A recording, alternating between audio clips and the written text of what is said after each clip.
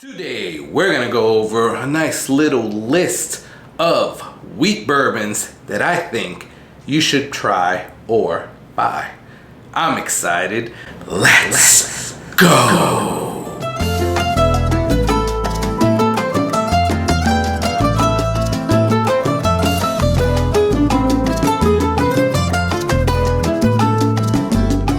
Hey, what's going on, guys? My name is Carlos. Thank you for joining me. Boom, boom, boom, boom, boom, boom, boom, boom, here on the Whiskey Corner. Truly appreciate you guys stopping by, checking out the video, checking out the channel. I truly am very appreciative of all of my subscribers. You guys are amazing, and my patrons. You guys are amazing as well. So I truly appreciate. If you would like to support the channel, there's two ways that you can do it. You can become a patron. $3 a month gets you in, and you support this channel. What's $3, right? And that would really help me out. But if you're not yet subscribed, please subscribe, because that equally or even more helps me out. We have a goal of 2,500 subscribers before April, and I'll tell you why in another video.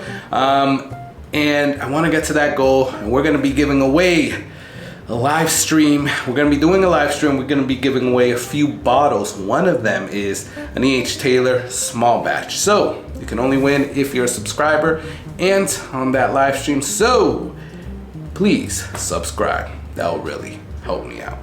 What are we doing today? Well, we are going over wheated bourbons that I would recommend, right? There are tons of wheated bourbons out there, right? What is the one that comes to mind the most? Weller's, right? But it is not on this list, alas, because it is so hard for people to buy, right?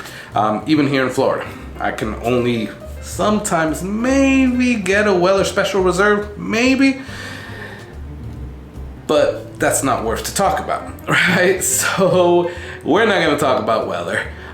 We're gonna talk about 6 bottles that I think you should try to buy, or try it at least, right? So before we get into the list, let's do a little inaugural cheers. Cheers.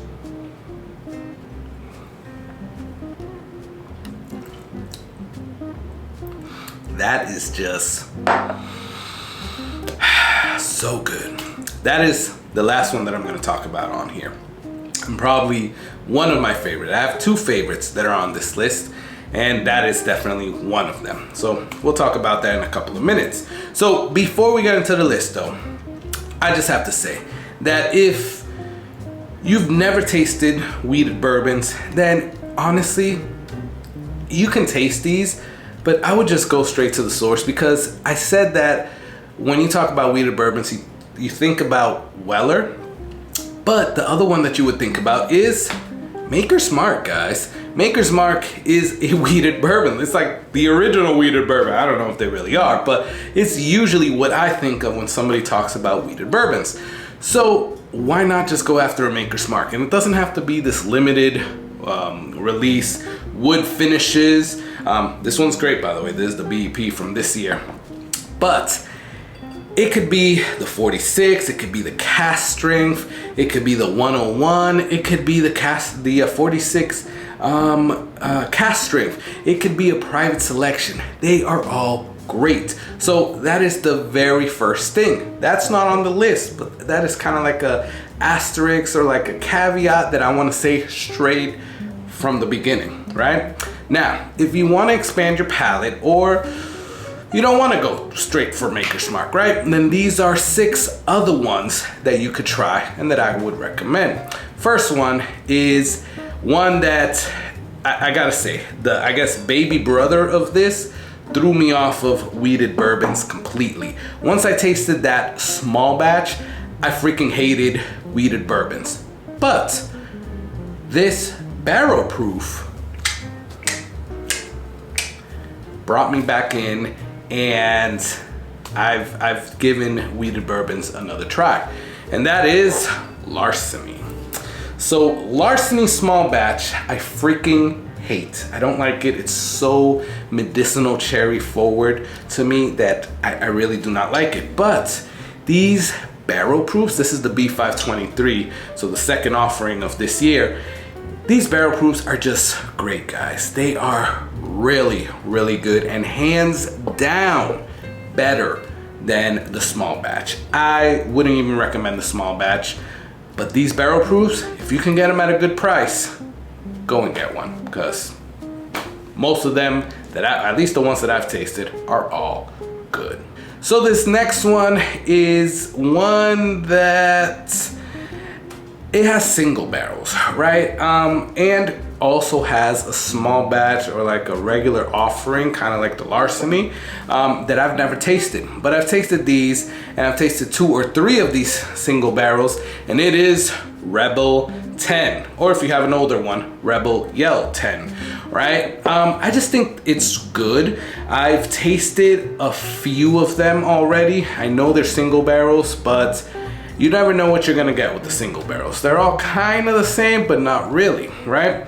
But all the ones that I've tasted are good, and I definitely would recommend it. Now, is it the end all be all? No, but it's still pretty freaking good. So definitely, if you see a Rebel 10, go pick one up. Now, I have heard of some people getting some bad bottles. Unfortunately, like I said, it's a single barrel, but hopefully you're able to get it at a good price and you get a good bottle.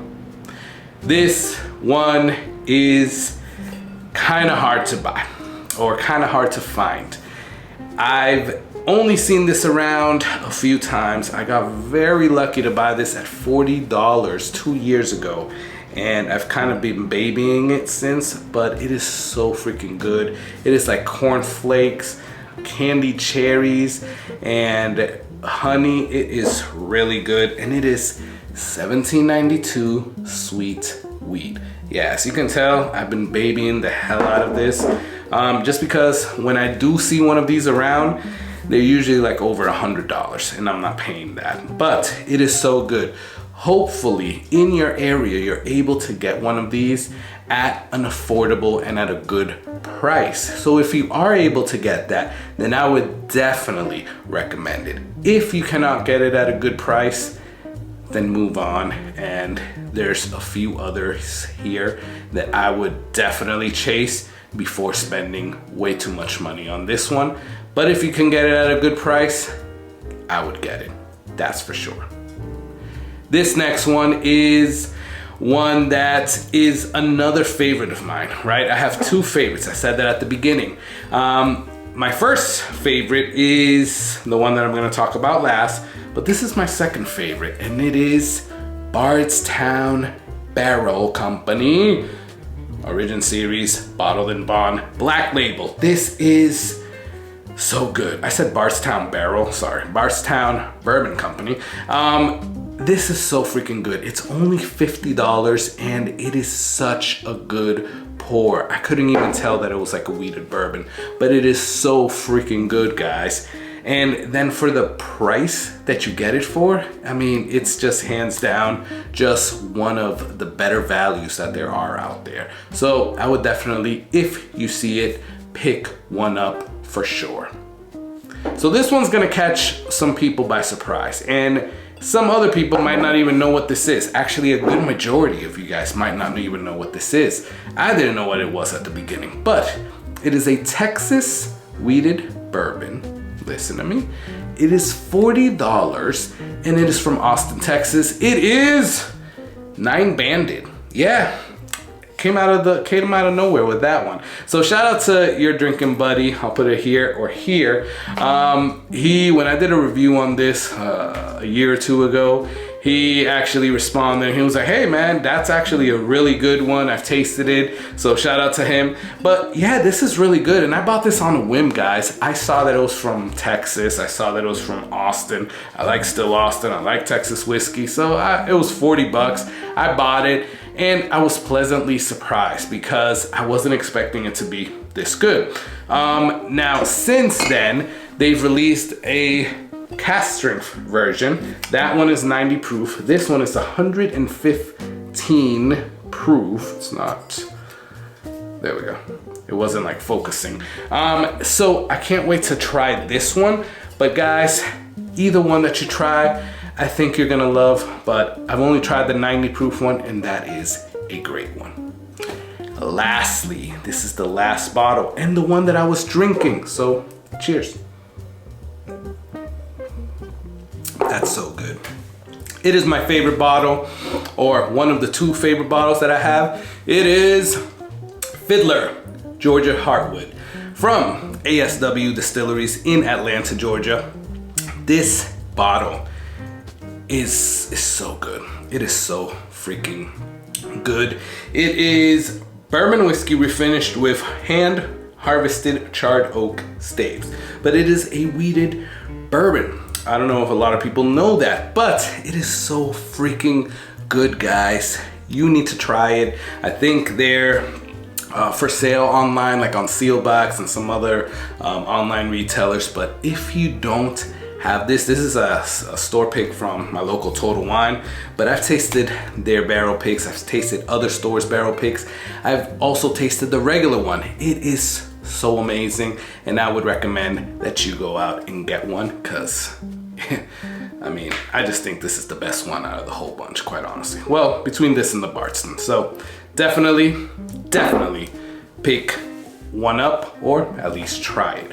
That is my list, guys. What are some that you would add to this list? Just because I didn't add it on here, because it wasn't in my palate, doesn't mean that you can't recommend it, right? Recommend it to those that would like to see what they should be able to try out there that's a wheated bourbon. So comment below. Now, what I don't want you to be like is, you missed this one, and throw stuff at the screen.